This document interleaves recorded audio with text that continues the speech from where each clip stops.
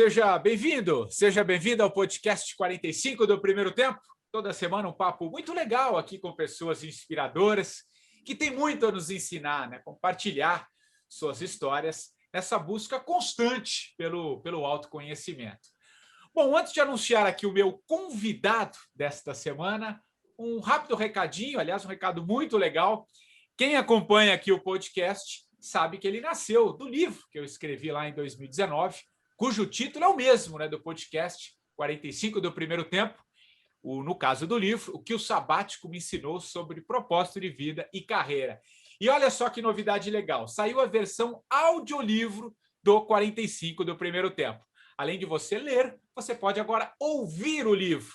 Ficou um trabalho muito legal, maravilhoso, na voz do meu querido amigo Marcelo Medeiros, aliás, uma das vozes mais bonitas do rádio e um cara muito criativo. Neste audiobook estão lá os 13 capítulos do livro, a introdução, o prefácio, enfim. Quem quiser, está disponível para compra nas diversas plataformas de áudio. E, aliás, eu deixei o link também no meu Instagram, o patricksantos.oficial. Bom, chega de recado, vamos ao que interessa, porque eu confesso a vocês que estou muito feliz em receber esse cara aqui no 45 do Primeiro Tempo. Já vou dizer quem é, porque, entre outras coisas, ele é uma pessoa que entrega muita verdade no que faz. Ele é um buscador, mas tem consciência também de uma velha máxima socrática que só sei que nada sei.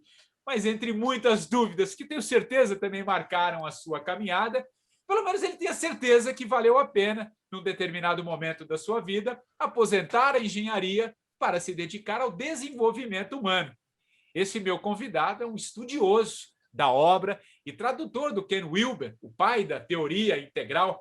Eu estou falando do Ari Rainsford, que há 30 anos, quase 30 anos aí, ministra cursos, palestras e coordena grupos de estudos desse pensador, desse filósofo norte-americano, místico norte-americano, que dedicou boa parte da sua vida a buscar conhecer cada vez melhor o ser humano. Tudo bem, Ari? Cara, que legal ter você aqui no 45, viu? Estou muito honrado, cara. Eu é que agradeço, Patrick, o seu convite. Até foi uma surpresa para mim, porque eu não fico muito, não apareço muito, né? Mas é uma honra para mim estar aqui com você e estou à sua disposição para a gente conversar um pouco, ter um papo gostoso.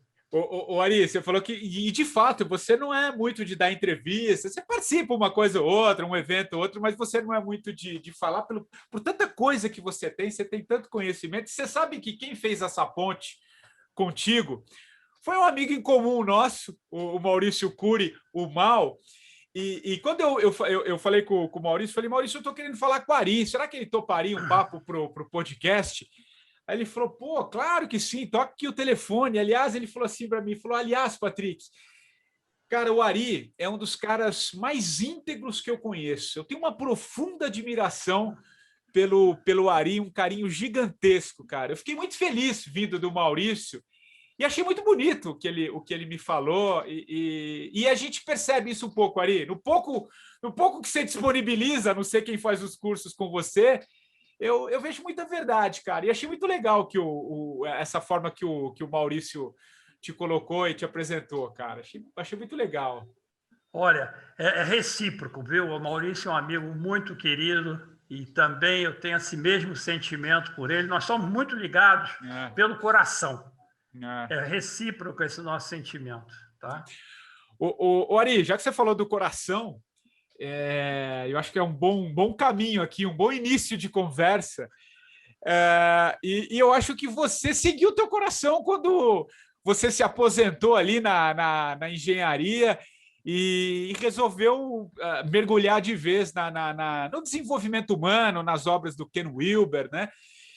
Conta um pouquinho, cara, como é que foi esse teu processo, como é que foi esse despertar, como foi ouvir esse coração? Eu sei que você já vinha num processo, mas você trocou algo que era muito racional, digamos assim, né? A engenharia nuclear, se eu não me engano, né? Para essas coisas mais sutis, cara, que o Ken Wilber, a gente vai falar muito dele, da teoria, mas como é que foi para você, cara, essa transição? Acho que é um bom começo aqui. Bom, tudo bem. Vamos falar um pouquinho sobre isso, então. Eu sou uma pessoa extremamente racional, né? E seguir a minha carreira foi toda na área da engenharia. Porém, eu também tenho uma outra característica, porque eu nasci numa família já muito interessada por espiritualidade, né? Meu pai foi um profundo conhecedor do espiritismo, um profundo estudioso do espiritismo, e eu fui um filho temporão, porque eu já nasci, meu pai era para ter sido meu avô, né? Eu nasci, fui um filho temporão. E eu conversava, já jovem ainda, eu conversava muito com meu pai, criança, jovem, sempre ouvindo sobre espiritismo. Tanto que eu, ainda jovem, eu já tinha lido toda a obra do Allan Kardec e me interessava também. Quer dizer, eu tinha essa característica, ainda tenho essa característica de ser extremamente racional e, ao mesmo tempo, o fato dessa busca espiritual também me acompanhava por influência do meu pai especificamente, né? Então, esse era o ponto. Eu me formei, eu casei, eu fiz engenharia, depois eu fui para os Estados Unidos para fazer pós-graduação lá em engenharia nuclear, a minha engenharia de origem é engenharia naval, né? Voltei, comecei a trabalhar, mas aí quando eu voltei dos Estados Unidos, em 1984, eu sou carioca, né? Vivi sempre no Rio de Janeiro, mas aí eu voltei para São Paulo. Por razões de profissionais, depois que eu terminei o curso, eu vim para São Paulo, né? E aí aconteceu um fato interessante, porque, veja bem, durante esse período de casamento, ter filho, trabalhar e tudo mais, a gente esquece um pouco esse caminho espiritual, né? No momento, né? Perfeito. A gente vai, apesar de eu já ter esse interesse, né? Aquele negócio, né?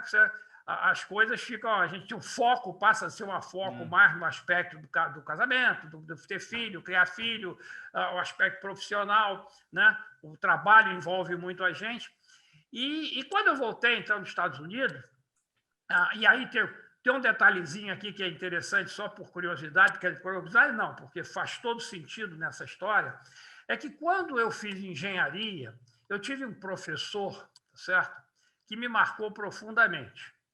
E, não por acaso, esse professor ele era da turma do tio da minha esposa, tá? E na época eu vim fazer engenharia, disse, lá, procura lá o Maurício e tal, fala que você é meu sobrinho, eu estava na Poli, né?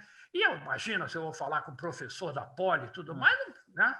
Mas ele foi uma pessoa que me marcou profundamente, foi o melhor professor que eu tive de engenharia, para começar por aí.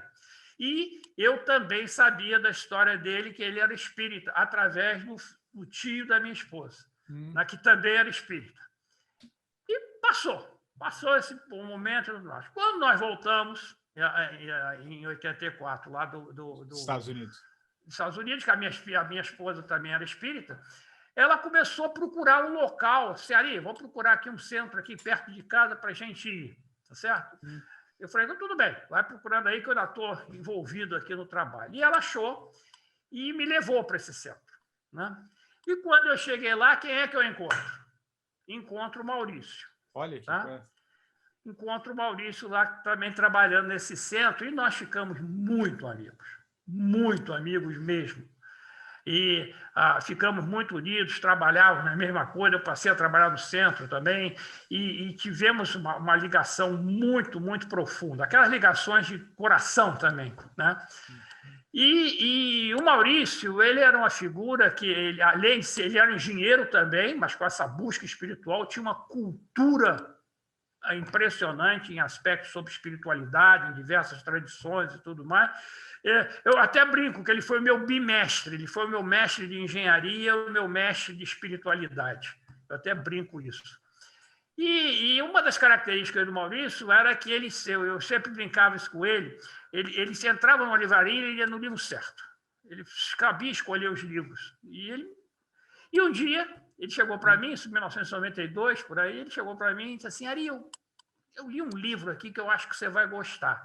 Eu comprei aquele para você. E me deu o livro do Ken Wilber. Né?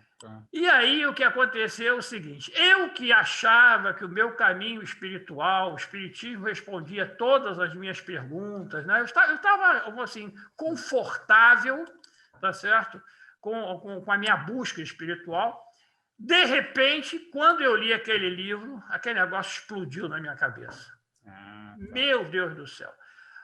O Wilber, ele me abriu um mundo completamente novo, que eu nunca tinha ouvido falar, que eu não conhecia, e aí o que aconteceu? Eu ainda estava trabalhando, eu comecei a comprar todos os livros do Wilber e a estudar os livros do Wilber. Tá? Comecei a estudar tudo e fui me modificando, quer dizer, aí eu comecei a fazer alguns cursos e tudo mais, comecei a buscar coisas que não faziam parte do meu couvert de conhecimento na época, o Wilber me abriu essas coisas, e quando eu realmente me aposentei, eu falei, bom, o que eu vou fazer da minha vida? Eu não vou ficar aquele sujeito chato de pijama, né? Em casa, de chinelo de pijama, lendo jornal, né? E aí acaba ficando com uma depressão, ou tem muita bola para jogar, né? Ari, você tinha muita bola para jogar ainda, né? Para usar a metáfora aqui. E como esse estudo do Ken Wilber, para mim, foi uma coisa maravilhosa, ele me modificou tanto, e, ao mesmo tempo, praticamente mudou a minha vida na prática também, eu falei, eu vou divulgar, vou fazer uma coisa que foi tão útil para mim, vou começar a divulgar isso para outras pessoas. Aí comecei montando um cursinho e tudo mais, aí entrei na Associação para as Atenas, e aí a coisa foi crescendo e chegou a essa situação que eu estou hoje. Não teve nada de planejado, isso aqui é interessante na minha vida, essas coisas não teve nada de planejado, as coisas foram acontecendo. Tá certo? Mas aí é uma coisa legal, Ari, que às vezes a gente resiste ou a gente quer entender, quer buscar. Quando você fala que as coisas foram acontecendo, olha que coisa interessante. Já tem um monte de sincronicidade, né? Você foi para os Estados Unidos, quando você voltou, você encontrou aquele que foi o seu mestre, que foi o seu professor, num centro espírita. Tem tantos centros espíritas, mas foi justamente naquele ali que você encontrou. Eu acho isso sensacional, eu acho que isso era para ser, né, Ari? Acho que tem muito sentido. E quando você disse que as coisas foram acontecendo, você nunca foi de planejar, fala um pouco sobre isso, da importância também e do seu olhar sobre essas coisas, da gente deixar um certo fluxo natural, entender um pouco como é que isso funcionou para você, ao ponto de você falar, olha, Patrick, as coisas foram acontecendo. Porque eu acho importante, até quem nos ouve aqui, às vezes tem esse negócio de deixar as coisas acontecerem, as pessoas confundem e às vezes não fazer nada como se tudo fosse acontecer, mas não é isso que você estava querendo dizer, né? Fala um pouquinho sobre isso, que eu acho interessante. Olha, isso é interessante na minha vida, porque, de uma certa forma, se eu for fazer uma análise da minha vida como um todo, as coisas aconteceram. Eu simplesmente me deixei levar pelo fluxo. Tá? Por exemplo, quando eu estava namorando a minha esposa, na época nós estávamos namorados, eu dizia para ela que o meu sonho na minha vida seria fazer engenharia nuclear. Mas eu gostava de ler livros sobre engenharia nuclear, sobre física quântica e tudo mais, mas era um hobby. E passou. Depois, eu acabei fazendo engenharia naval, né? E trabalhei na área de engenharia naval durante muito tempo, e, de repente, surgiu para mim uma oportunidade de eu fazer uma pós-graduação em engenharia nuclear. Quer dizer, uma coisa impensável. Eu nunca poderia pensar que iria surgir essa oportunidade para mim. Quer dizer, isso veio do fluxo. Né? Eu, no momento, falei, não, aquilo veio do fluxo. Certo? Depois que eu voltei para São Paulo, foi a mesma coisa. Essa busca espiritual, quando eu reencontrei o Maurício, que nós conversávamos muito, trocávamos muitas ideias a respeito de espiritualidade. E aí ele me entregou o livro, me deu o livro de presente, aí a coisa continuou, aí eu comecei a estudar, mas tudo num fluxo. Quer dizer, a única coisa que eu acho é que eu tive uma certa abertura para as coisas acontecerem. Isso é importante, né? Mas isso é muito importante. Em vez de fazer um planejamento, porque quando a gente faz um planejamento, às vezes a gente fica muito rígido naquilo. Não, eu tenho que seguir esse caminho, porque eu quero aquilo, eu quero aquilo outro. Enrijece um pouco a gente. E eu não, eu simplesmente eu fui nesse fluxo e não foi nada, obviamente, como eu disse, nada planejado, simplesmente aconteceu, foi acontecendo. E assim tem sido a minha vida o tempo todo. Tá? E faz muito sentido, porque tem um certo. Aí, falando um pouco, vamos entrar um pouco nessas sutilezas também, Ari, que você. Que Ken Wilber estudou muito, né? Passa muito isso também no que ele entrega, no material que ele entrega, da qual hoje você bebe muito do seu conhecimento.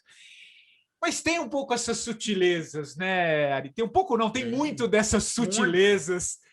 E eu achei interessante que você falou também quando você foi estudar a energia nuclear, enfim, física quântica, que também não à toa se fala tanto hoje, né? Ou pelo menos tem se permitido falar mais sobre essa coisa que durante um bom tempo ficou meio num universo um pouco menor, né? Hoje você já tem mais gente estudando, mais gente falando sobre isso e tal. E quando você, linkando um pouco essa sua história com essas sutilezas, é importante a gente olhar essas coisas também, né, Ari? E fala um pouquinho sobre essas sutilezas. Como é que você vê essas coisas do universo, essas coisas que muitas vezes a gente acha que às vezes é uma coincidência, mas não, né? Tem uma certa sincronicidade que organiza algumas coisas, e sei que você fala também disso. Comenta um pouco, cara, eu acho interessante. Olha, bom, primeiro eu tenho uma visão que é uma visão evolucionista ou evolucionária, quer dizer, a minha visão de vida é uma visão que veio do espiritismo e que tem tudo a ver também com a visão do Ken Wilber, né, que nós não estamos aqui por acaso. Na verdade, todo o nosso processo é um processo de aprendizagem, é um processo de crescimento, tá certo? E que, ao longo da vida, nós temos essa oportunidade de crescer e evoluir. Tá? Esse é o primeiro ponto. E, obviamente, uma vida só não é suficiente. Aí isso é uma coisa que eu trago do espiritismo. Então, eu sou um reencarnacionista, acho que todos nós só temos uma história de espírito, tá certo? Em que a gente veio aprendendo, veio desenvolvendo, veio evoluindo ao longo do processo, e a gente traz essa bagagem de forma inconsciente para uma nova vida, e vai tendo, então, as suas oportunidades no viver, tá certo? Então, essa é a primeira coisa. Eu acho que a evolução, a vida tem um propósito, já que está se falando tanto em propósito, o propósito maior da vida é cada um de nós, evoluirmos como individualidade e, principalmente, termos alguma oportunidade de permitir que a humanidade como um todo evolua, a humanidade coletivamente evolua, tá certo? A gente pode dar a nossa pequena contribuição, porque a contribuição é mínima de cada um de nós, tá? Então é isso. Essa é a minha, de uma certa forma, é a minha visão do que eu estou fazendo aqui, é isso aí, né? Então, eu sei que eu vim de algum lugar antes e estou indo, e estou continuando esse meu processo de crescimento, aliás, todos nós estamos continuando esse processo de crescimento. Não haveria sentido a gente pensar numa vida única em que acabou, morreu, Exato. E aquilo que você fez ou deixou de fazer, pronto, vai definir o seu futuro para a eternidade. Para mim, isso não faz o mínimo sentido. Racionalmente, isso não faz o mínimo sentido. Tem uma história, né? A gente vem e faz parte desse processo evolutivo, né? Sem dúvida nenhuma. Acho que eu concordo, eu acho que tem muito sentido, pelo menos eu vejo assim também, né? E é interessante nesse processo, desse estudo, dessa busca pelo Ken, que ele vai trazendo muito, e eu acho uma coisa muito interessante na teoria integral. Não conheço a fundo, mas para esse papo contigo também, eu fui estudar um pouco, ver algumas coisas que eu acho importante, e aí você vai vendo que ela vai linkando com muitas coisas, e isso é muito legal com a tua própria história, né? E tem uma coisa interessante, Ari, que acho que é legal você falar, a gente não precisa se estender muito na teoria, mas assim trazer alguns elementos que eu acho importante, que não existe uma verdade absoluta, né? Acho que isso é uma das coisas mais legais que tem, do pouco que eu conheci, do pouco que eu estou tentando ver, e por isso que eu estou querendo te trazer aqui para compartilhar com outros, que eu acho muito legal que o Ken Wilber, né? Quem está ouvindo aqui, se talvez pela primeira vez, vai pesquisar, é um dos grandes filósofos, um dos grandes pensadores contemporâneos, né? Não à toa escreveu essa obra, são mais de 30 livros, né, Ari? Ele agora está com 30 livros escritos, é uma imensidão de textos e artigos e tudo mais, ele tem muita coisa escrita e agora também tem muita coisa em termos de vídeo e áudio, né? Principalmente agora vídeo, tem muitos vídeos do Ken Wilber também. E esse olhar que não existe uma verdade absoluta, tudo é uma questão também de cultural, de momento, de história, né? E isso eu acho, porque eu vejo, a gente tem, e aí contrapondo um pouco com esse momento que a gente está vivendo, como a gente quer muito, tá uma coisa muito binária, né? É assim, assado, ou é preto ou é preto, tal. Ele já traz um olhar que acho que tem muito a ver com a vida, e tem um pouco a ver com você, né? Eu digo, até na apresentação que eu fiz desse olhar um pouco maior, dessas dúvidas, né? Trouxe uma máxima socrática, só sei que nada sei. Fala um pouquinho, acho que seria legal você trazer um pouquinho esse conceito do Ken para as nossas vidas. Perfeito. Olha, isso aí é uma das coisas que me encantou logo quando eu comecei a estudá-lo, porque a primeira vida do Ken Wilber é uma coisa que já encanta a gente, porque o Wilber ele era um sujeito da área das exatas também, extremamente racional, tá certo?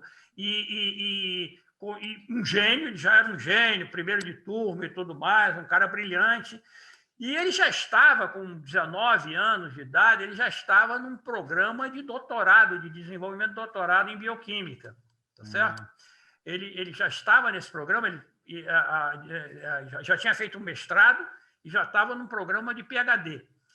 E aí ele conta, isso é interessante, porque ele conta que aí chegou às mãos dele um livro, que é o Tao Te Ching, do Lao Tse, e quando ele leu o Tao Te Ching, aquilo explodiu na cabeça dele, ele disse assim, eu me senti até indignado, porque eu disse, eu estou com 19 anos de vida e nunca tinham me contado que existem essas outras verdades. E aí ele tomou uma decisão que não é para qualquer um, tá certo? Que foi abandonar o programa de doutorado dele, foi uma comoção familiar, uma comoção entre os professores dele, e se dedicar, ele disse, eu vou dedicar a minha vida a tentar conhecer o ser humano. Tá? Então, a proposta dele, quer dizer, hoje em dia a gente fala tanto em autoconhecimento, né? E naquela época, ele já, eu quero conhecer o ser humano. Quem é essa figura, né? Que somos todos nós. Missão fácil, né, Ari? Uma missão super fácil, né? Muito fácil. E o interessante, aí que entra as sutilezas do pensamento wilberiano, ele fala assim, como é que eu vou conhecer o ser humano? O caminho que ele seguiu foi um caminho que eu acho maravilhoso. Ele conheceu o ser humano, ele tentou conhecer o ser humano, e tenta até hoje, que ele continua produzindo, através de todo o conhecimento que o ser humano produziu, desde do Homo sapiens inicial, né, até os dias de hoje. Então, ele estudou, e aí, quando a gente fala isso, as pessoas até têm todo o direito de não acreditar. Ele estudou todas as ciências, ele estudou todas as escolas de psicologia ocidentais e orientais, ele estudou as tradições espirituais, ele estudou arte, ele pegou ciência, arte e espiritualidade, estudou sobre tudo isso, para exatamente pegar esse conhecimento.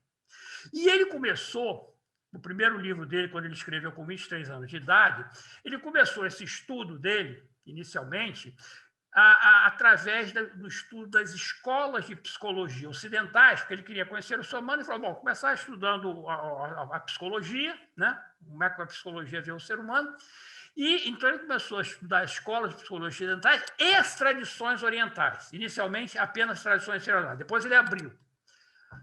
E aí ele chegou a um impasse. Lá pelas tantas, ele chegou a um impasse que foi o seguinte, quando ele estava estudando a psicanálise do Freud, o Freud dizia que se você quiser ser feliz, você tem que fortalecer o seu ego. E ao estudar o Buda dizia, se você quiser ser feliz, você tem que morrer para o seu ego. Então, veja que isso é um impasse. Qualquer pessoa normal, qualquer um de nós vai dizer assim, ou o Buda está certo e o Freud está errado, ou o Freud está certo e o Buda está errado. E o Wilber disse assim, aí são palavras dele, assim, eu não posso aceitar que dois gênios da humanidade, como eu considero tanto Freud como Buda, um deles esteja totalmente errado. Então, só tem uma solução, é que ambos estão certos, mas parcialmente certos. E aí é que ele entra com a ideia de que todas as verdades são parciais. Não existe uma verdade absoluta, a não ser na não-dualidade. Mas aí é outra conversa. Mas nesse mundo dual que nós vivemos, nesse mundo da forma que nós vivemos, todas as verdades são parciais. E ele até brinca. E ele diz o seguinte, olha, eu acho que nenhum ser humano é suficientemente inteligente para errar sempre, errar 100%. Ele até brinca com isso, né? Porque todos nós temos verdades parciais. E essas verdades, então, o que o Wilber procurou fazer foi pegar essas verdades parciais como se fossem pecinhas de um quebra-cabeça, em que aquela verdade ela é válida dentro do da pecinha, mas ela tem um limite, ela tem uma fronteira. Fora dessa pecinha, ela não vale mais. Mas ele foi encaixando diferentes conhecimentos e, com isso, ele criou um quebra-cabeça, ele resolveu um quebra-cabeça, que é a teoria integral, que ainda é uma verdade parcial, mas é uma verdade muito mais abrangente que mostra essa inter-relação entre todas as áreas de conhecimento que o ser humano já produziu. Acho que é por isso que é tão rico, né? Ari, e te ouvindo, eu não sabia dessa história, mas achei muito interessante. Me ocorreu aqui até uma história que não sei se até que ponto é verdade, mas enfim, ou se virou uma lenda, mas enfim, é algo que se conta. Estava vindo até esses dias um papo da professora Lúcia Helena Galvão, a filósofa, e ela estava contando que certa vez, pelo menos a história que conta, que certa vez o Tancredo Neves, quando governador de Minas, né?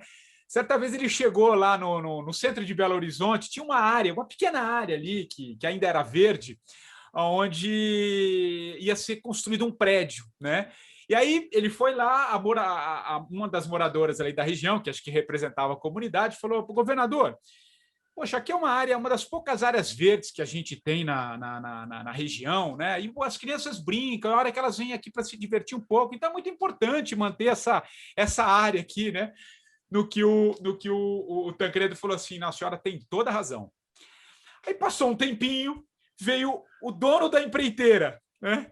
O dono da empreiteira falou o seguinte, mas, governador, olha só, aqui é uma região, eu tenho os dados aqui comigo, que, olha só, são 30 crianças no máximo, elas passam no máximo 40, 50 minutos aqui nessa área, e se a gente construir um prédio, um edifício garagem, vai beneficiar, vai ter vaga de garagem, vamos gerar emprego, tem uma série de benefícios. No que o Tancredo pegou e virou para ele assim, o senhor tem toda a razão. Aí passou um tempinho, veio o assessor do Tancredo, falou, governador, o senhor acabou de falar que a senhora tinha razão por pedir para que ficasse essa área aqui. Aí veio o dono, o empreiteiro do prédio, o construtor, você falou que ele tem toda a razão. O senhor está sendo contraditório do que o Tancredo virou para o assessor. Você também tem toda a razão. Mas é verdade, porque veja essa é a essência da relação humana. Cada um de nós tem um pouco de razão e também tem pouco que não é nada. Então, como é que a gente pode fazer a integração? Porque o ser humano ele só evolui em relação ao outro, certo? Com a relação do outro. O Wilber até usa uma imagem maravilhosa, ele diz assim, o maravilhoso milagre do nós, porque nós só conseguimos evoluir, só conseguimos aprender com a interação com o outro. Agora, é claro que a gente tem a nossa visão e o outro tem a visão dele. E muitas vezes a gente não consegue encaixar, não há diálogo nesse processo. Aliás, muitas vezes não, na maioria das vezes não acontece um diálogo. Porque a tendência normal é nós nos encastelarmos na nossa posição, eu que estou certo, você está errado. Exato. Ou eu convenço você a vir para o meu lado, ou então um azar. Tá? E esse é o grande problema que hoje a gente está vivenciando dessas crises culturais, né? As guerras culturais que nós estamos vivenciando hoje. tá certo? Você tem uma visão mítica de um lado, você tem uma visão racional do outro, você tem uma visão pluralista do outro, cada um achando que está certo, o outro está errado, tá certo? E não tem diálogo. E aí é que o Wilber diz, e aí é que vem o lado, vamos dizer assim, o lado otimista do pensamento wilberiano, e que ele trouxe de outros pensadores também, né? Que é a seguinte: nós estamos no limiar de uma era integral. Tá? O que acontece? Hoje em dia, a própria psicologia do desenvolvimento estudou, nós nos desenvolvemos, assim, grosso modo, em 6 macroníveis de consciência. Mas esses níveis de consciência e esse desenvolvimento se dá tanto desde que nós nascemos num determinado nível, e depois nós vamos nos desenvolvendo, vamos evoluindo para outros níveis de consciência, podemos parar no meio do caminho. Não, mas existem 6 níveis atualmente que a gente pode dizer assim, que a psicologia do desenvolvimento fala, né? Outros estudiosos falam, no mínimo 6 níveis. Só que esses 6 níveis, eles não se dialogam, porque cada um deles acha que ele está certo e o outro está errado. Certo? E agora, nós estamos vivendo um momento na nossa humanidade, que é um momento, como o Wilber diz, que nunca aconteceu, vai estar acontecendo pela primeira vez, que é o seguinte: o próximo nível que vai surgir, que é o nível integral, esse nível, o que ele vai fazer? Ele vai verificar, ele vai entender que todos esses 6 níveis são importantes, todos esses 6 níveis têm a sua contribuição a dar, e caberá, então, a esse nível integral fazer a integração das boas coisas de cada um desses níveis. Quer dizer, aí sim nós poderemos começar a ter um diálogo, porque até agora o ser humano não consegue dialogar, porque a gente se encastela achando que a minha posição está correta e a sua está errada, quando, na visão wilberiana, cada um está certo, mas parcialmente certo. Se nós integrarmos essas verdades parciais, nós vamos ter uma verdade mais abrangente. Interessante, porque é uma visão otimista, né? Sim, eu acho totalmente otimista. Mas por que eu acho interessante, Ari? Porque a gente... tudo depende muito por onde você foca, né? Por onde você está, onde está a tua energia, onde você está focado é aquilo que você vai vibrar. E eu não estou querendo... Não estou nem querendo trazer o conceito quântico, mas assim, tem muito a ver. Se você está numa vibração mental, é aquilo que você está vendo, né? E a gente está num momento, acho que é interessante o que você trouxe, porque a gente está num momento agora de muitas transformações. Eu acho que essa fala do Ken tem a ver com esse momento que a gente está vivendo pandêmico, digamos assim, de um ano e 3 meses, né? Que a gente é algo disruptivo, né? Algo disruptivo. Então, quando ele traz um olhar desse, que nós estamos nesse limiar de buscar esse mundo muito integral, eu acho legal, eu acho interessante que é uma visão otimista que, ao mesmo tempo, contrasta com muito pessimismo que a gente está vivendo. Se você conversar, e você sabe, né? Você dá aula, você convive, você tem uma convivência. Tem um certo pessimismo que toma conta, né? Que você liga um noticiário, está ali o tempo inteiro, é morte, morte, morte, morte, morte, medo, medo, medo, medo, medo, que vai nos dominando. E quando você traz esse conceito, eu acho que é um bálsamo para a gente também dar vazão um pouco a essa questão. Lógico que tem aí também, talvez, eu gosto muito da fala do ele teve aqui no 45, aliás, foi seu companheiro do Eu Maior, o astrólogo, o Valdemar Falcão. Ele me falou aqui no papo, ele falou assim, acho que está vivendo um estribucho do velho sistema, né? Eu acho que casa um pouco com esse estribucho para nascer isso que você acabou de dizer, né? Exatamente. Fala um pouquinho acho muito interessante. Mas se você olhar a história da humanidade, você vai ver exatamente isso. Existe um ciclo na natureza, que a gente pode aplicar tudo. Um ciclo de nascimento, crescimento, um ápice, um decaimento e uma morte. A gente pode falar isso do dia e da noite, das estações do ano, da nossa vida, né? como seres humanos na nossa vida, da história das civilizações. Você vê, as civilizações, elas nascem, as civilizações nasceram, tiveram um ápice, de repente decaíram, morreram, aí surgiram novas civilizações. Então, a gente vê isso é uma dinâmica. Quando a gente fala em evolução, hoje em dia, já nessa ideia que a gente está vendo tanta guerra, tanta morte, agora a pandemia e tudo mais, mas por que você pode falar em evolução, está tudo dando errado? Né? Porque você fala, nós estamos evoluindo.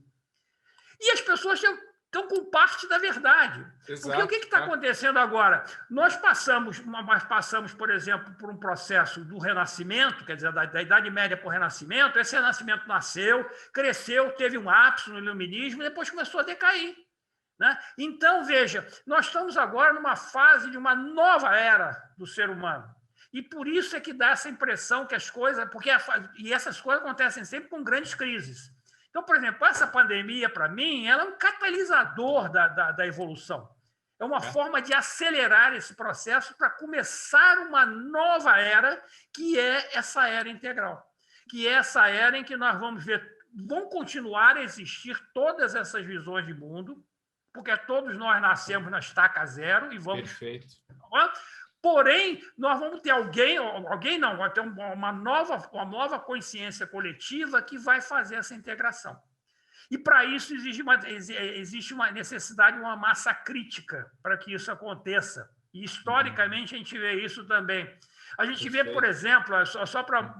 É interessante ver, por exemplo, a Grécia, por exemplo, na época dos filósofos gregos, aquilo foi uma passagem de um nível mítico, que era o nível do mito, para um nível racional.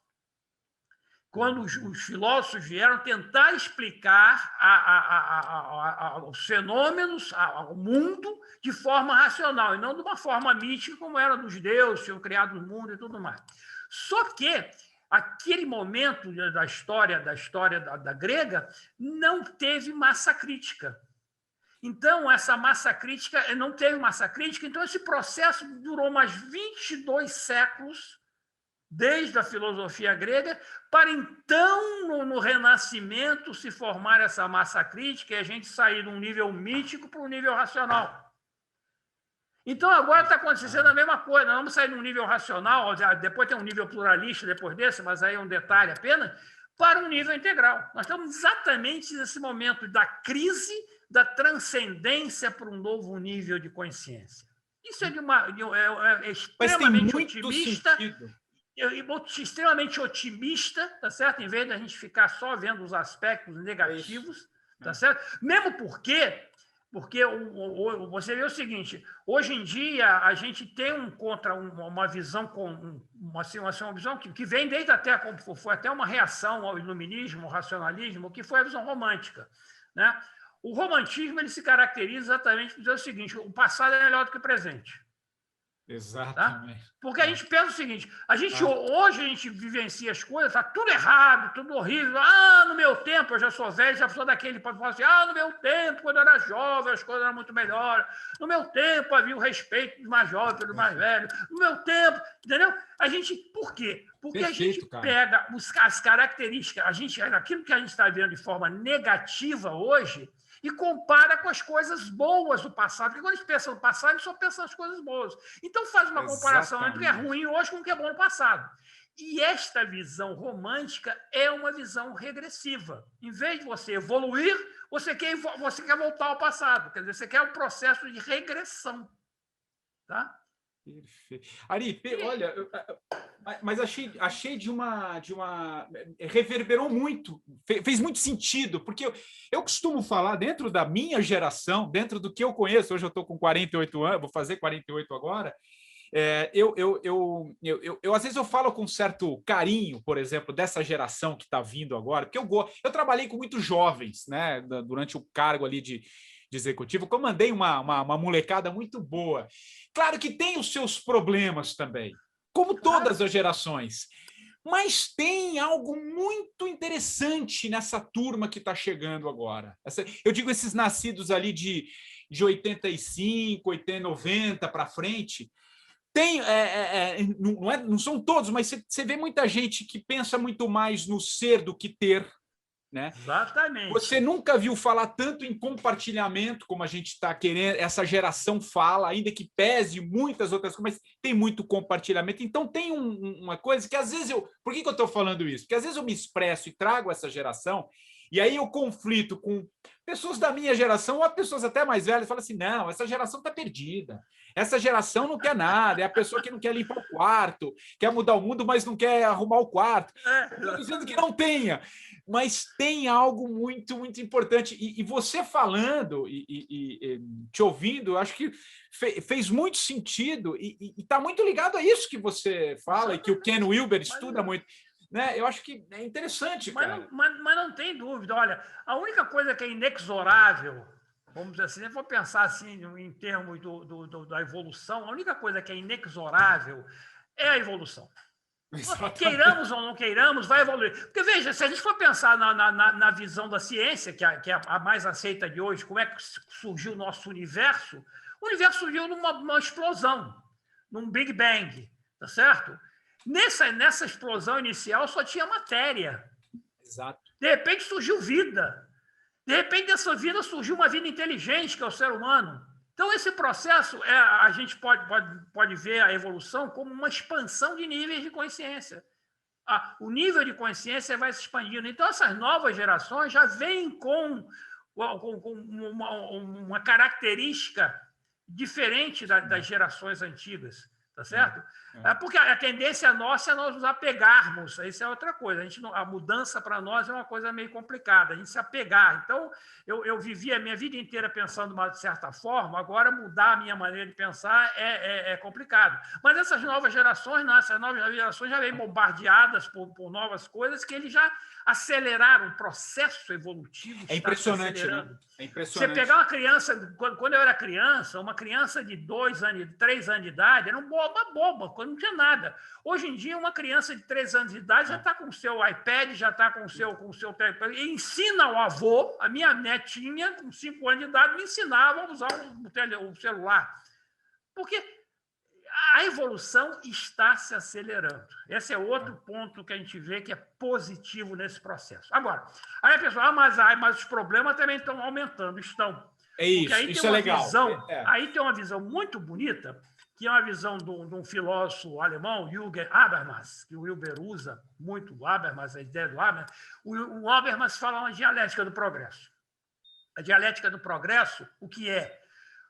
Você, toda vez que você está evoluindo, você tem boas novas, acontece, você vai criando coisas boas, mas, em compensação, você vai criando também, aí são as mais novas, problemas mais complexos. Tá? Então, o que acontece?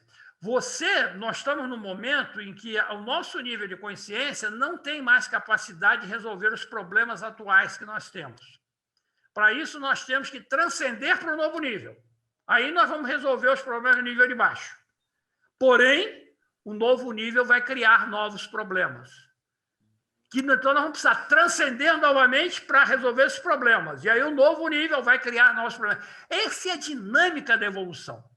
Porque se simplesmente nós fôssemos resolver todos os nossos problemas, tá certo?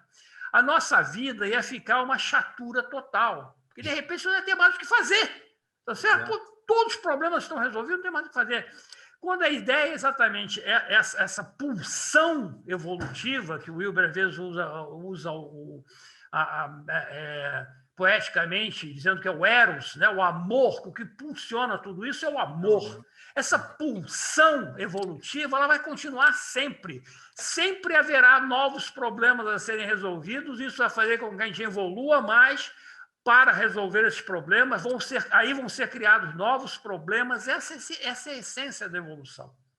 Tá certo? Tem muito sentido. E isso é uma coisa que eu acho que é extremamente motivadora. Tá certo? É muito motivador para mim. Quer dizer, eu sinto isso como uma coisa ali, uma beleza, essa dinâmica, vamos dizer assim, do processo da divina. A gente pode falar assim do processo divino, do propósito de Deus, se você puder falar dessas formas. O propósito de Deus é esse.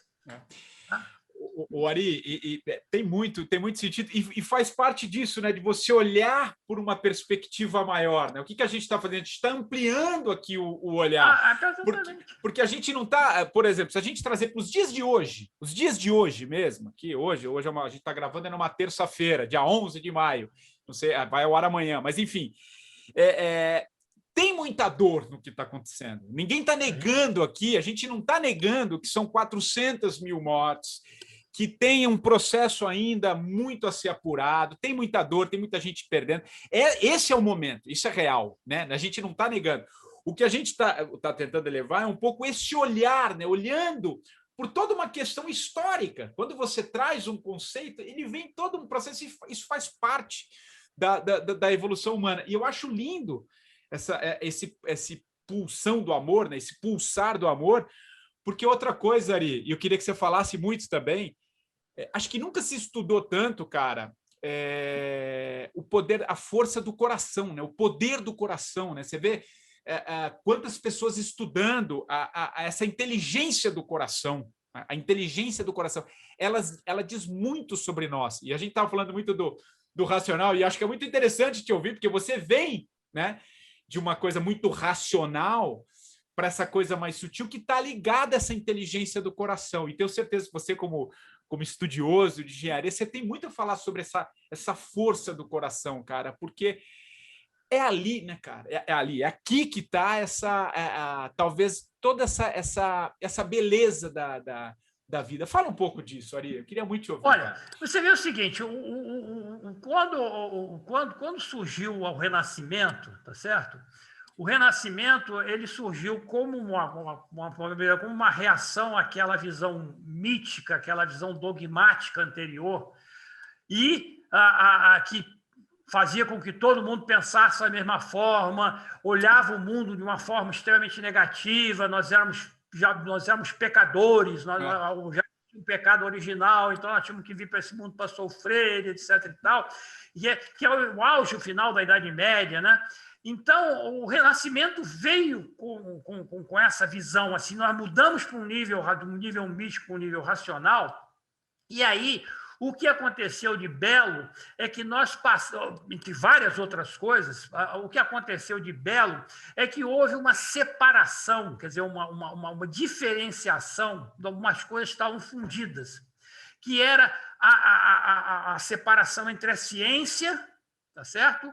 A arte e a religião, vamos chamar de religião, porque a religião é que traz os aspectos éticos, os aspectos morais. Isso tudo estava fundido anteriormente, de modo que o cientista não podia fazer a sua ciência porque tinha a Inquisição em cima dele, mandava ele para a fogueira. O Giordano Bruno não foi, o Galileu quase foi, conseguiu safar. O artista não podia fazer a sua arte, ele só podia fazer a arte sacra. Então, isso engessava esse ser humano. Quando chegou o Renascimento, o que aconteceu? Houve a separação entre essas coisas. Então, cada área, o artista podia fazer a sua arte, o cientista podia fazer a sua ciência e o religioso podia desenvolver a sua religião. Então, isso foi um aspecto maravilhoso, que o Hilbert chama a dignidade da modernidade. Agora, o que aconteceu é o seguinte, depois dessa separação, em que houve a diferenciação, o passo seguinte seria a integração dessas três áreas. Mas isso não aconteceu, porque aí aconteceu a patologia que, em vez de haver uma integração, houve uma dissociação. E quando há essa dissociação, uma das áreas passa a colonizar as outras. E foi o que aconteceu. Aí a ciência materialista passou a ser o materialismo, chegou o materialismo científico e dominou tudo. Quando você se olha sobre esse aspecto do materialismo científico, os aspectos interiores eles passam a ser esquecidos. Porque já que a ciência, você só pode considerar como ciência aquilo que pode ser visto, observado, medido objetivamente, todos os aspectos interiores, as emoções, os sentimentos, os valores, isso não são coisas que são vistas, são coisas subjetivas. Então, a ciência não vai tratar dessas coisas. Então, foi isso que aconteceu. Hoje, o que nós estamos vendo acontecer? Nós estamos recuperando, e aí nós entramos, assim, como os valores estão todos nos aspectos interiores e não nos exteriores.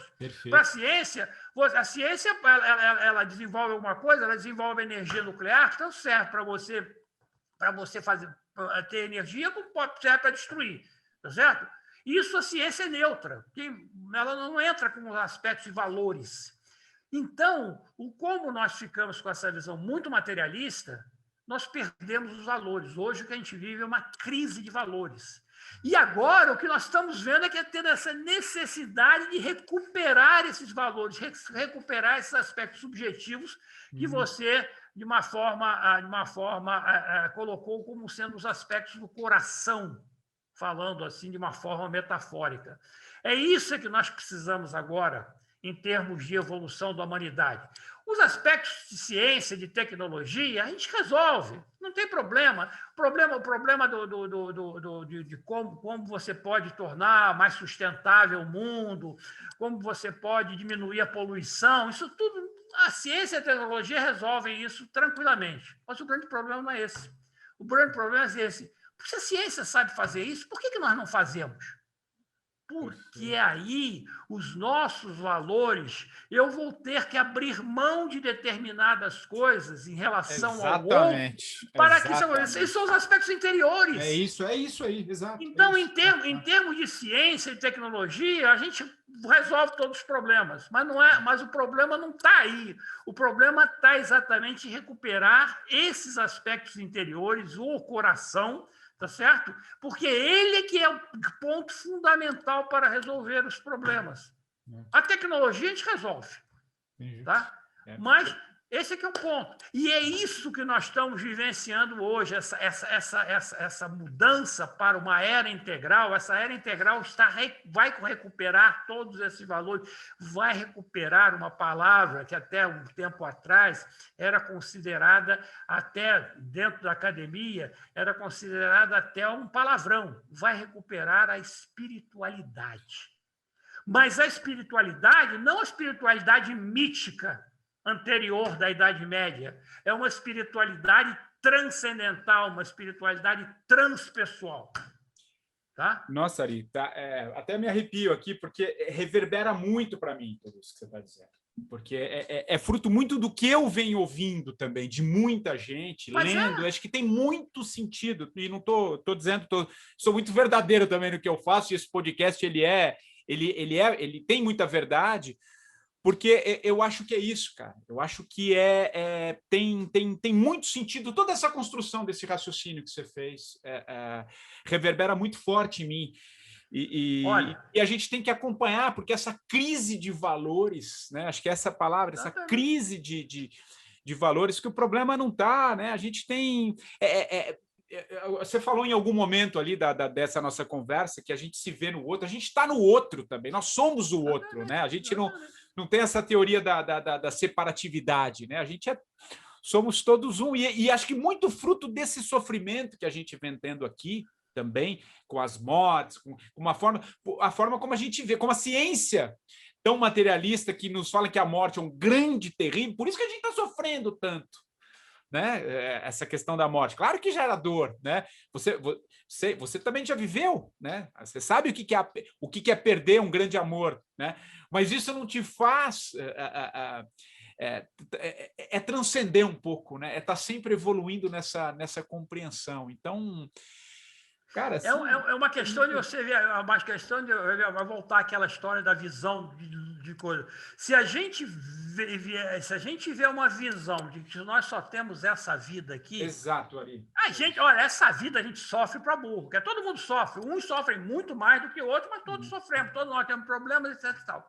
Então, se a gente ficar só com essa vida, não tem. Agora, se você olhar de cima, que isso é um processo evolutivo, que você teve várias vidas, vai continuar tendo outras vidas a posteriori, e o que você fizer nessa vida agora vai reverberar no futuro, para o bem ou para o mal. Se você fizer coisas boas, isso vai reverberar dentro de uma coletividade de uma forma positiva, como se você fizer coisas ruins, vai revelar de uma forma negativa. Tá certo? Então, se a gente mudar essa perspectiva para uma perspectiva não de uma vida, de um tempo biográfico, mas de uma perspectiva de um tempo histórico, ou mais ainda, vou além, a perspectiva de um tempo cósmico, muda completamente a nossa maneira de ver as coisas. Para mim mudou, né? Para mim mudou. Eu até falo no documentário que eu fiz, o Pausa, que quando a gente entende um pouco essa finitude aqui, se você não quiser transcender nada, você não quer nem transcender, mas você entender o sentido dessa finitude, você muda a sua escala de valores. Né? Você muda a sua forma também de ver as coisas, né? De você viver mais intensamente as suas verdades, né? Porque se daquele ponto aqui, pelo menos nesse plano, vamos falar que você não passa dali, poxa, por que você não vai... Os seus valores, essa crise de valores que você mencionou, a gente teria que mudar, né? Menos egoísmo, né, Ari? Acho que a gente vive... Claro! Na verdade, claro. Acho que esse é o grande mal. O grande mal é o egoísmo, cara. Aquela coisa... Mas veja, isso faz parte do próprio processo evolutivo. Inicialmente, né? a própria criança, quando ela nasce, ela está formando a individualidade dela, nós estamos falando de perspectivas, ela só tem uma perspectiva, que é a dela. Ela só se vê. Então, o mundo gira em torno dela, porque a única perspectiva é a dela. À medida que a gente evolui, a gente passa a ter um momento de perspectiva. Lá pelas tantas, eu começo a me preocupar e me colocar na posição do outro. É um outro ainda muito limitado. É a minha família, são os meus amigos, é a minha torcida de futebol, é o meu país. Então, mas eu já aumentei, quer dizer, eu já tenho uma visão que eu já me preocupo com o outro de uma forma muito limitada, tá certo? Porque é uma visão que é chamada etnocêntrica, tá? É o meu grupo. Se você estiver no meu grupo, você tem tudo. Se você estiver fora do meu grupo, você não tem nada. Depois, nós ampliamos mais a isso, aí eu não me preocupo apenas com o meu grupo, com o meu país, mas com toda a humanidade. Tá certo? Isso a gente parte para uma visão mundicêntrica, que foi o que surgiu com o Renascimento. Os direitos que antes eram só para o meu grupo passaram a ser direitos fundamentais para toda a humanidade. E aí, aquilo que era aceito moralmente, por exemplo, a escravidão, que era aceita moralmente até o nível mítico, tá certo? Você tinha o direito de escravizar. Agora, como um dos direitos fundamentais é a liberdade, a liberdade é para todos, não apenas para o meu grupo. Então, acabou-se, em 100 anos, a escravidão foi criminalizada no mundo. É claro que a gente já sabe que existe escravidão hoje e tudo mais, mas veja as mudanças que acontecem nesse processo à medida que a gente vai ampliando a nossa perspectiva. Tá? Agora, nós estamos no momento de pegar todas essas visões que têm a sua verdade, têm parte da verdade, e integrar isso tudo. Então, vai ser um negócio maravilhoso, vai ser um negócio fabuloso. Que legal, Ari. Poxa, como eu saio feliz desse papo, tenho certeza que quem esteve com a gente até agora, pelo menos ampliou um pouco a sua perspectiva, né? Eu acho que pelo menos se permitiu olhar as coisas por uma outra perspectiva. E é muito bonito o trabalho que você faz, Ari, a tua visão, enfim, eu estava muito ansioso para esse papo. Deixa eu botar uma coisa aqui. Não é a minha visão, é a visão do Ken Wilber. Eu sou um mero divulgador da visão do Ken Wilber. Eu não fiz nada disso, pelo amor de Deus. Mas está dentro de você, né? Não me coloque dentro do mesmo nível do Ken Wilber, não, porque não tem nem nível de comparação entre nós dois. O Wilber realmente é um ponto que ele é um gênio. Porque, veja, deixa eu comentar mais uma coisinha aqui, só rapidinho. Claro. É o seguinte, essa visão de integração, quando você falou, agora está falando de integração e tudo mais, o Wilber não é o único pensador integrador que busca essa integração. Na verdade, existe uma linhagem, se você for pensar historicamente, existe uma linhagem de integradores que começou lá, vamos lá, com Sócrates, na Grécia Antiga. Sócrates já era um integrador, Platão também. Tá? E essa linhagem vem, hoje em dia, vivos, além do Wilber, tem vários outros pensadores integradores, o Edgar Morin, o Erwin Laszlo, tá certo? O Roy Bascar, que já morreu, um pouco mais antigo lá, o próprio Rudolf Steiner era um integrador, o Teilhard de Chardin foi um integrador. Essa ideia de integração é uma ideia que existe desde sempre. Helena Blavatsky. Agora nós estamos chegando a um momento em que ela está amadurecendo, que é quando nós estamos chegando a nossa humanidade está chegando a um ponto que vai começar a fazer essa integração, porque até agora não houve massa crítica. Perfeito. A partir de agora é que essa massa crítica de integração vai andar. Então, eu gosto de fazer uma metáfora que eu sempre... Quando eu comecei a estudar o Ken Wilber, e ninguém conhecia nada do Ken Wilber aqui no Brasil, etc. e tal, eu disse o seguinte, é como se você tivesse uma panela d'água que você pusesse para ferver, tá certo? Naquela época, pouca gente falava de integração e tudo mais, né? Aí, você bota para ferver, aí sobe a primeira bolinha, sobe uma segunda bolinha, sobe uma terceira bolinha. Hoje em dia, a gente já está vendo essa água fervendo, realmente fervendo. Quer dizer, essa ideia de integração está no mundo inteiro. Está pegando o mundo inteiro. Quer dizer, essa massa crítica de pensamento integral está se formando. Tá? E quando ela se formar, vai ser uma modificação estupidamente grande e positiva para o nosso caminho evolutivo.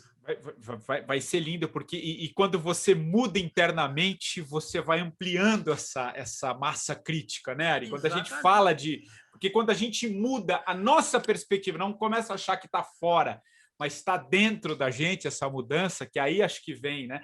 E acho que é aí que está a beleza desse momento. Porque em que pese tudo isso, você vê que às vezes eu volto pelo que a gente está vivendo, que é uma forma fácil da gente comparar, em que pese tudo isso, mas tem muita gente buscando. Tem muita gente vivendo as suas crises. Até uma coisa que eu tinha notado de uma fala tua, em algum momento, acabei não passando aqui, mas a gente já está no finalzinho, que você disse que... não, quer ver? Você...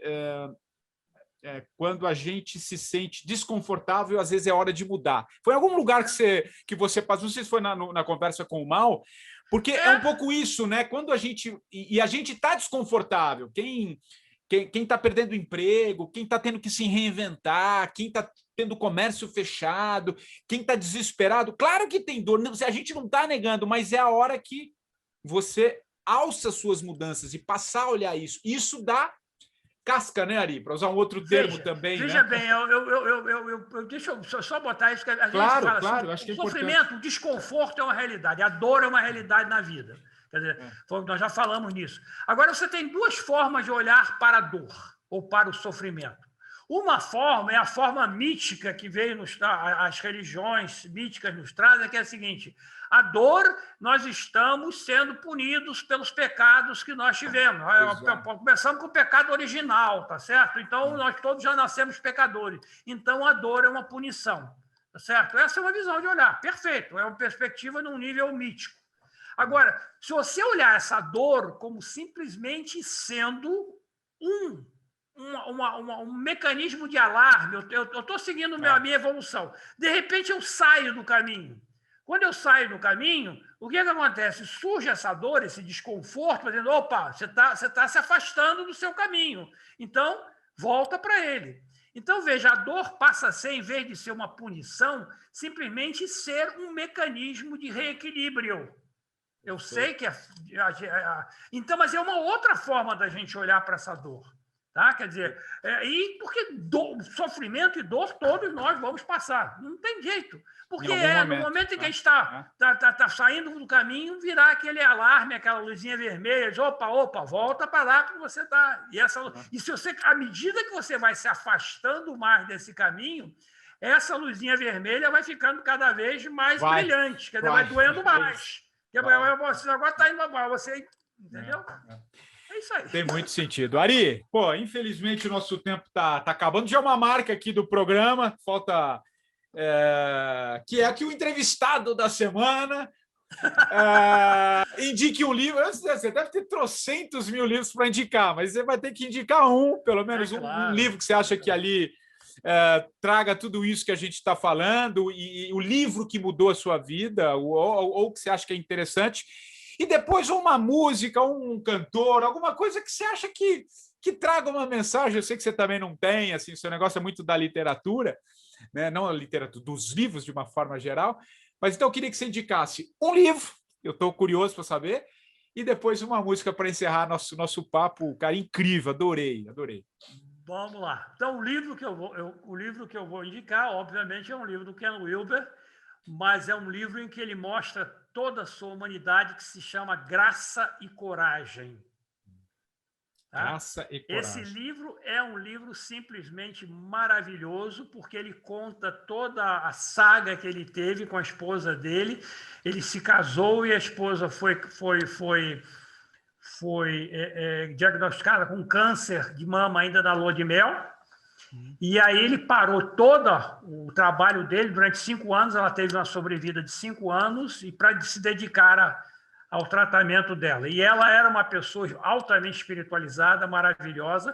Ela deixou um diário para ele e pediu que depois que ela morresse, ele escrevesse, baseado nesse diário, as experiências que ele tiveram. Então, o Wilber, o livro, ele tem o diário dela, a história deles e, ao mesmo tempo, as relações dele com a medicina, com a espiritualidade, com os diversos tratamentos que eles fizeram, tá certo? Então, esse livro é simplesmente maravilhoso. Você que traduziu esse, Ari? Esse fui eu que traduzi. Ari, esse livro eu traduzi, no final do livro eu traduzi chorando. Tá? Ari, mas agora... tão tocante que ele é. Não, eu imagino. Agora, Ari, eu estou até arrepiado um pouco. Eu não ia trazer esse assunto, porque eu acho que eu queria trazer muito, mas tem um link um pouco com a tua história de alguma maneira, porque, assim... Mas aí, posteriormente... É muito bonito, cara. Quer dizer, veja como isso te prepara. É isso que eu ia te falar. Preparou. É isso que ia te preparar, porque a gente precisa entrar, até porque acabou o programa, mas você teve um caso muito próximo que mexeu, né? A vida é sábia, né, Ari? Eu acho que é isso que eu queria dizer. Verdade, A vida é sábia, nos prepara. Que coisa linda, que coisa linda. Então, Graça e Coragem, do Ken Wilber. De que ano que é esse livro, Ari? Bom, o livro é de lançado nos Estados Unidos em 1991, se não me engano. Foi logo, porque a Treya morreu em 1989, e ele pegou um ano de luto dele para escrever esse livro. O livro deve ter sido lançado em 91. Aqui no Brasil, deve ter sido, eu não me lembro agora porque eu traduzi, ele deve ter sido lançado lá por volta de 2004, 2005, por aí. Legal, ótimo. Por aí, nessa faixa aí. Eu desligando aqui de você, eu já vou comprar esse livro. Esse livro é maravilhoso. Esse é o livro. Ari, e a música que eu tô curioso. Que eu disse para você que eu ia saber, fiquei dando traço essa bola. Já que eu sou carioca, estou morando em São Paulo há muitos anos, mas sou carioca, tá certo? Vou fazer uma homenagem à minha cidade e vai ser o Samba do Avião, do Tom Jobim. Tom Jobim, Dando para o Rio de Janeiro. Que coisa linda. Encerrar com o Tom Jobim. Querido, adorei esse papo. Foi uma delícia, Rui. Adorei mesmo. Queria muito te agradecer, você compartilhar um pouco o seu tempo, compartilhar a sua história, trazer um pouco o seu olhar, o olhar um pouco do Ken Wilber também, que a gente passou muito por ele aqui nesse papo. Então, eu queria muito te agradecer, viu? Eu é que agradeço, porque, para mim, eu sempre digo isso no final de toda vez que eu converso com alguém, o Maurício sabe disso, eu sempre agradeço a oportunidade que vocês me dão de conversar um pouco sobre o pensamento integral, tá? O pensamento do Ken Wilber, porque ele foi extremamente importante na minha vida, me modificou muito para melhor, tá certo? Eu, hoje em dia, tenho uma... Eu até brinco, só para terminar aqui rapidinho, claro. Eu brinco que o Wilber nos deu um mapa do ser humano, mas é um GPS. Ele deu um GPS, um mapa em tempo real. No momento em que a gente começa a compreender como é que nós funcionamos, tá certo? Exatamente. A vida vai ficando muito mais fácil. Perfeito. Tá? A vida se torna mais fácil para todos nós. Tá bom? Perfeito. Obrigado mais uma vez aí pela oportunidade, Patrick. Eu que agradeço. E o 45 do primeiro tempo, você já sabe, volta na próxima semana com um novo convidado. Um abraço e até lá.